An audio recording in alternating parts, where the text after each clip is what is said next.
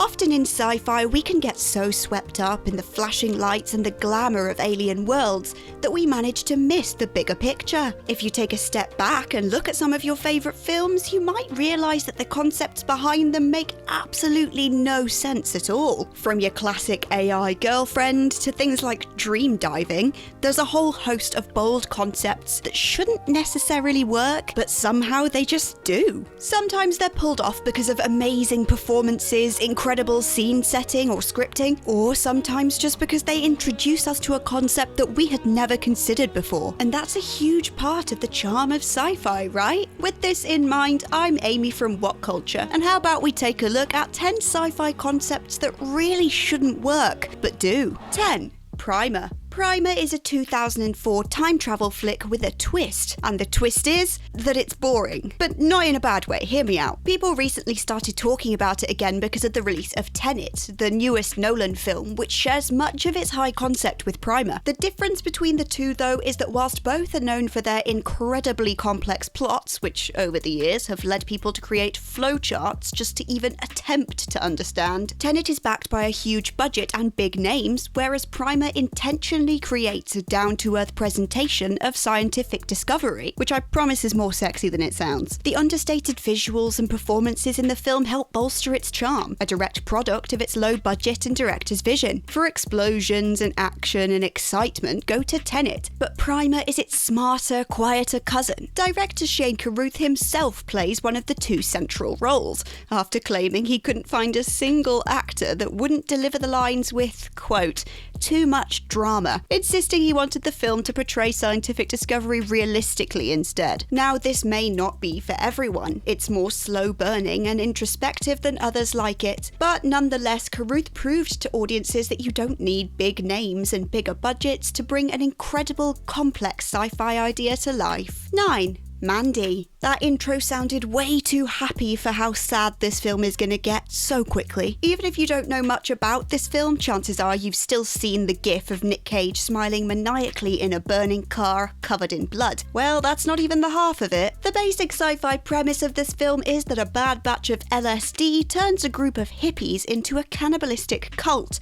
The bad guys in this film are literally demonic, drug-crazed bikers, which sounds more like the plot of a self-published horror novel than an actual sci-fi blockbuster. Basically, everything goes to pot after the cult murders a logger's girlfriend by burning her alive and making him watch, all whilst he's tied up and gagged with barbed wire. It's very tasteful stuff. Anyway, understandably, the logger, known as Red, isn't too happy about seeing his girlfriend char-grilled right in front of his eyes, and he becomes hell-bent on hunting down the murderous hippies. It's a classic revenge tale, and as with all cliches, there is a chance that it could have come off as overdone and cringeworthy. Mandy, however, did manage to escape this fate. Mandy the film, not the girlfriend. She unfortunately didn't escape anything. We watch as Red tracks down and rips apart the gang with a crossbow and a custom-made battle axe, which I just think is a really underappreciated weapon these days. Much of the latter half of the film is clouded by Red's hallucinations, which only adds to the trippy visuals as a whole and solidifies it as a weirdly successful example of a sci-fi revenge flick. 8. Donnie Darko. Admit it, if someone came to you and pitched the idea of a film revolving around a man in a bunny suit predicting the end of the world, you'd think they were on something. Whilst a lot of people have heard of Donnie Darko, few who haven't seen it actually know what it's about. And in fairness, some that have seen it still don't know. In a nutshell, a teenager is visited by a man in a gross rabbit costume and told that the world will end in 28 days. After this, he has visions of the future, hallucinations, and all kinds of weird experiences. And a jet crashes into his house. Twice. I mean, what are the chances? With such a loose plot and strange concept, it isn't unfair to assume this film wouldn't be a hit. It was opened on limited release, and after that, it took a year to get it to international screens, 6 months of which was spent just begging theatres to screen it at all. Somehow, though, it became an unexplained success, and since its release has earned a director's cut release, a 2-disc special edition, and even its very own underwhelming sequel. 7. Her. Honestly, from the cover and the title of Her, I would have guessed it was a colourful rom-com about a romantic Parisian man. The actual concept, however, lands just south of that. A lonely man named Theodore who recently went through a breakup falls in love with his AI assistant. And unlike Ex Machina, she's not a cute robot lady, she's literally just a disembodied voice, which I think is what makes this difficult. It's hard to imagine a film where you get to know and love two central characters where only one of them has any physical presence. Just as Theodore falls in love with Samantha only as a voice, the audience has to as well, which has some serious potential for failing. Looking at the concept on paper, I'm surprised it didn't get laughed out of the pitch. Man falls in love with phone / robot / unattainable woman is such a simple, overdone idea that you can probably find replicas of it in about 1 million student films. But they pull it off. Bit by bit, we get to know and love Samantha, just to experience the same simultaneous heartbreak as we realise there's no way this could ever work. They're not gonna have their moment where they run into each other's arms. She has no arms, and no legs, and no body. Oh, you get the idea. 6. Mad Max Fury Road. Now, there's a whole host of reasons why this film shouldn't work. Its unclear place in the Mad Max universe, the lack of dialogue, the fact that the film is just 90% one long car chase, and yet here we are. A desolate wasteland setting is certainly not new to audiences. 1 million other dystopian films have already been there and done that. It's just that Mad Max had the added disadvantage of the fact that any world building had to be done whilst on the move and with almost no verbal exposition. Even with experience directing previous installments, by 2015 George Miller wouldn't have been my first choice for working on a film like this either. When it comes down to it, he just spent the years in between Fury Road production working mostly on animations, the most well-known of which probably being Happy Feet. Evidence was not pointing towards him being able to pull off a live-action R-rated epic. But clearly there's something about Charlize Theron and Tom Hardy coming together in a magical union that somehow made it all okay. There's some really interesting themes and ideas alongside equally intriguing characters. The stunning visuals and performances helped make this weird idea into a spectacular success, receiving 10 Academy Award nominations including Best Picture and Best Director. 5. Altered States. Wild drug trips and hallucinations can get old real quick, and aside from coming up with new ways to exploit body horror and choppy camera work, innovation in this area is pretty slow moving. But you know what? This film took it all a step further than we thought it could reasonably go. Instead of just wandering around in a drugged up daze, main character Edward actually undergoes physical and anthropomorphic changes right in front of our eyes. I mean, yes, it's a strange concept to have someone experience a trip so intense that they literally become a caveman and then turn into an amorphous mass of conscious primordial matter. But you would be lying if you said you didn't want to experience that one day. There's some interesting questions and themes that get brought up throughout, and director Ken Russell managed to keep it all engaging despite the heavy material. Taking the risk and pushing things further than they usually go paid off for Russell, and the film continues to be enjoyed today in all its nonsensical glory.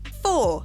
Naked Lunch. I mean, the name is pretty misleading, I'll say that much. Either way, the plot makes so little sense, they decided they had to make up for it somehow, and for some reason the way they chose to do that was with bugs. Lots of bugs. The story follows an exterminator who gets so high on his own insecticide that he hallucinates being a secret agent. Not a regular secret agent, mind, but one working under a boss who just so happens to be a giant beetle. It's essentially James Bond if everyone was really high and Judi Dench was a ladybug, which I would be lying if I said I wouldn't watch. His mission is to take down a corporation that produces drugs made from bugs, and along the way he encounters more bugs, and also his wife's doppelganger, but that's like a whole other thing. It's become somewhat of a cult classic, praised for its surrealist visuals and the deep underlying themes. Really, I just think audiences love to see giant beetles wearing clothes and getting shot, so each to their own, I guess.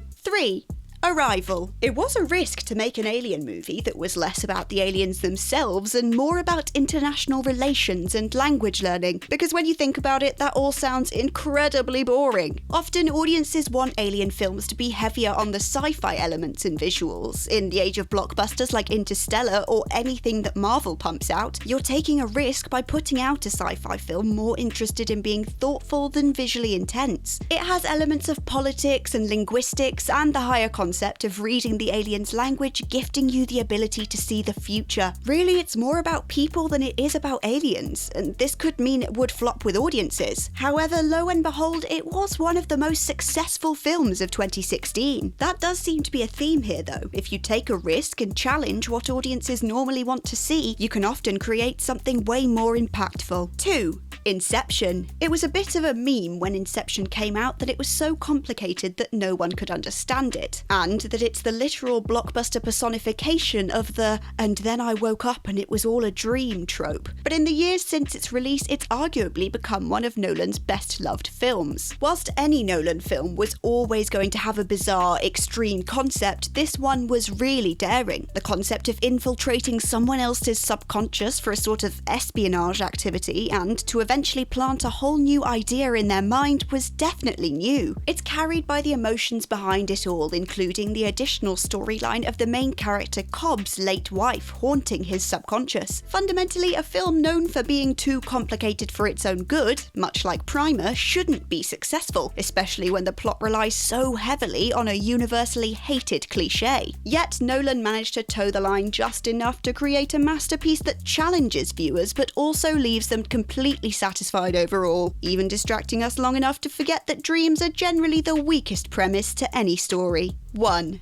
Being John Malkovich. There is no way that any part of this was ever a good idea. You climb through a tunnel, live in a celebrity's brain for a bit, and then get spat out by the New Jersey Turnpike. But it's not just any celebrity, it's specifically John Malkovich, and apparently there's enough people who want to pay to have this experience that it soon becomes a problem. I'm sorry, but how is that a plot to a film? There's so much more madness that I can't even begin to summarise without just telling you to watch it. But with a premise so ridiculous, I really am unsure to this day how it earned 3 Academy Award nominations and a reputation as a classic. It really is one of those ones that you have to see to believe, and if you have a bit of spare time amongst all the madness at the moment, I'd highly recommend experiencing it yourself. There's really, genuinely nothing quite like it. And that's it for our list of 10 sci-fi concepts that shouldn't work but do. If you can think of any more suggestions, leave them in the comments down below, and remember to check out whatculture.com for more lists and articles like this every single day. I've been Amy from What Culture, and until next time, I'll be wondering what it really is like being John Malkovich.